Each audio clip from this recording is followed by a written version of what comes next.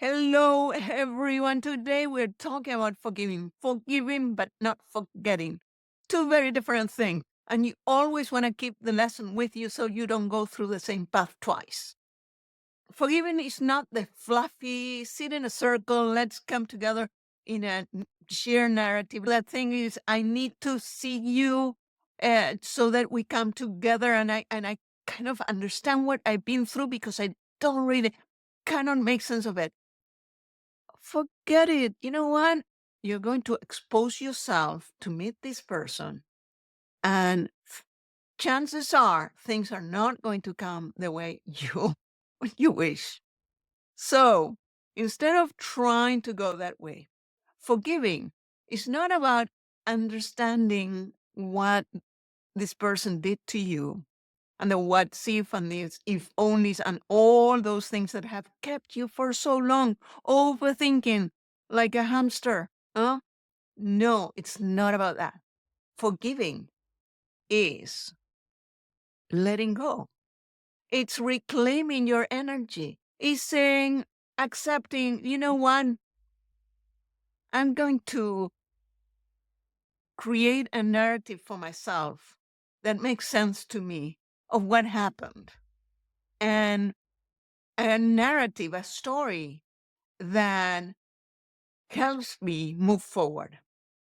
Say it's about if you're in a tug of war and you keep on pulling from that rope when the other person has already left and it's not there anymore because if it's a narcissist, it's probably going to go look for someone else who has the energy they need.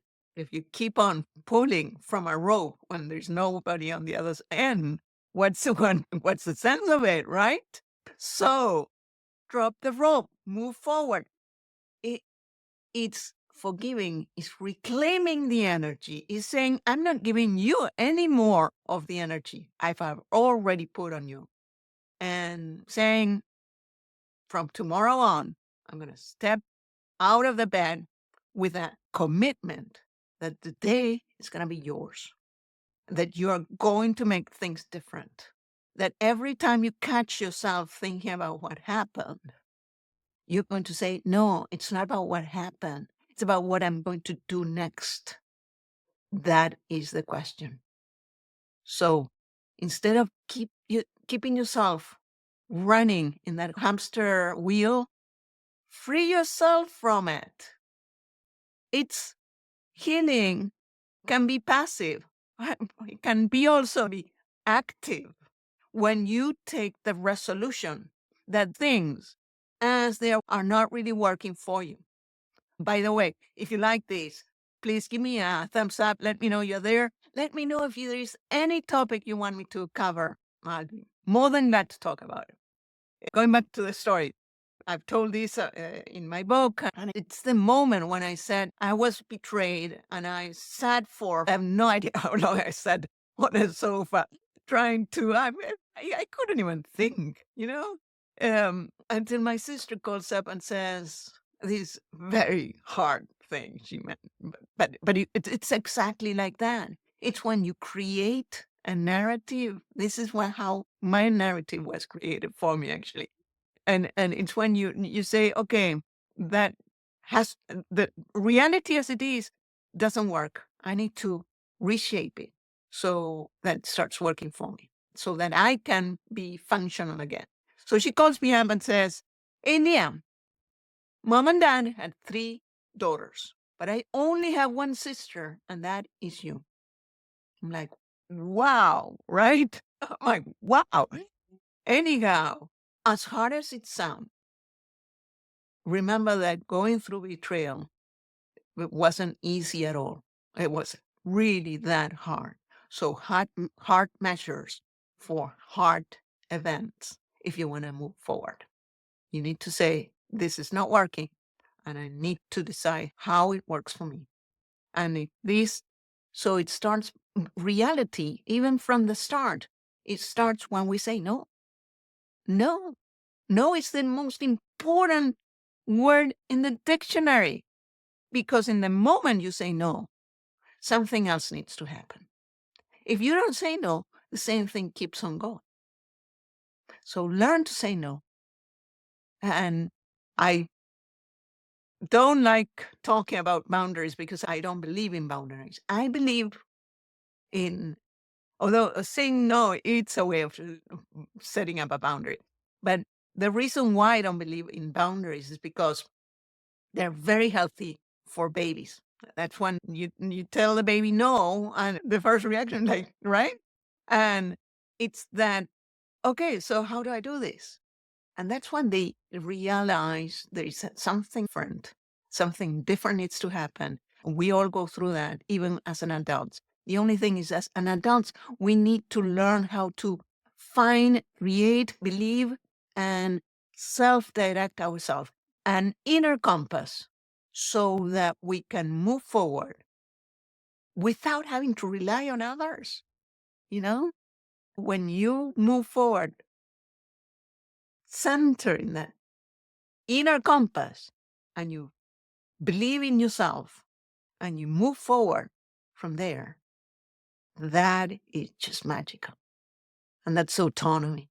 And that's what I believe. I don't believe in boundaries. Boundaries, you set up these limits who nobody sees, and anybody can cross them. And what happens? You become anxious because you're not sure who's going to cross them when.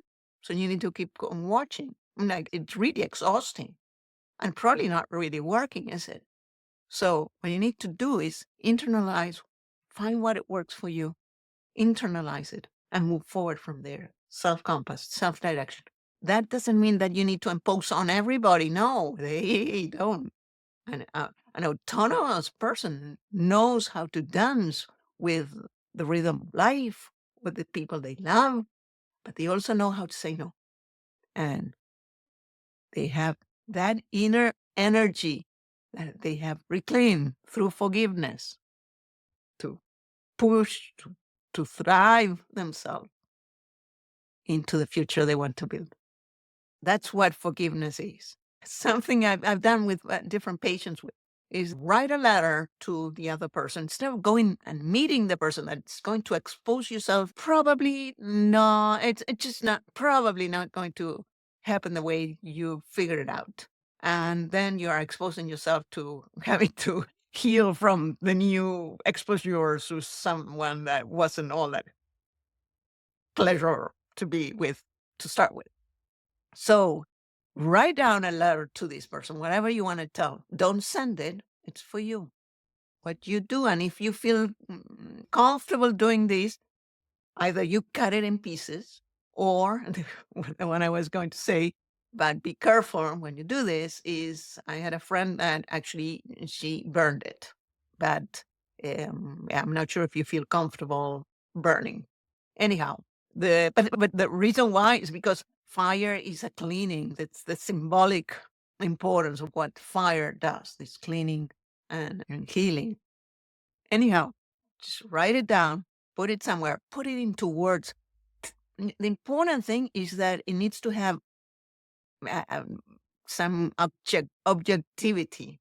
Because when you put something out there instead of carrying it within, it just gains substance. And you realize when you start talking about it, when you speak up about it, when you tell your story. When I started telling my story, I at first I was so ashamed. I didn't want to tell anyone. And for a year, my sister and I, we went through the betrayal together. And this particular one I'm referring to that happened after my parents passed away. We were so afraid. Nobody needs to learn about this. And we said, we're just not going to tell anyone, right? We're not telling anyone. Anyhow, after a year of doing that, we said, what are we doing? It's not our bad to carry. I mean, we didn't do anything. It's not our shame to carry. It's their shame to carry. So we start talking.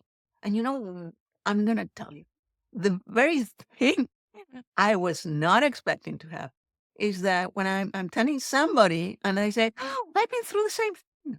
Oh my goodness. Oh, and then you realize you share a topic with someone you maybe didn't know, or because sometimes I talk to people that I didn't really know. And then we have this shared experience, and it's like, wow, it's just a powerful moment. And so, uh, but the important thing of also sharing is not only that you're going to come across to people that normalize it for you, because it's not that uncommon. Betrayal, in fact, it happens to the way I realize what betrayal is. It's in my book, Get In or Get Out, but don't stay in the friggin' middle. I explain there what it is, because it's not about breaking trust. I mean, I'm sorry, but it's not, you know, somebody breaks my trust, I give them the finger and, yeah, go your way. I'm going this way, you go that way. This is not about it. This is far more difficult, far more difficult. How it just breaks, and severe betrayal breaks you apart. And I explain it in my book. Anyhow, and so if severe betrayal happens, and you tell somebody, and you realize that you put it in words, and you realize somebody else that has been through it, normalize it. That's one thing. But also, I was telling you, you put it into words, and it captures a level of objectivity that you realize that it's far more hurtful when it's inside you without sharing it with anyone. That's how talk therapy works as a psychoanalyst. You put it into words, and you realize, oh my goodness, it felt far worse than when I'm hearing myself telling it. You know, like I feel like it just, it feels different, and you'll have that moment, and start releasing from that moment on. So anyhow, this is what forgiveness is. Forgiveness is not writing down a shared experience of, oh, okay, what are we going to tell our friends? No, it's not about that. Forgiveness is not finding a common ground with your betrayer. No, with the person that hurt you. No, no, it's not about that. It's about getting that energy so that you stop losing it, and you put it into what really matters, which is your future. So this is Dr. Leah Roth. Give me a hands up, give me a finger. Like, yes, I like that. And get my book. See you soon.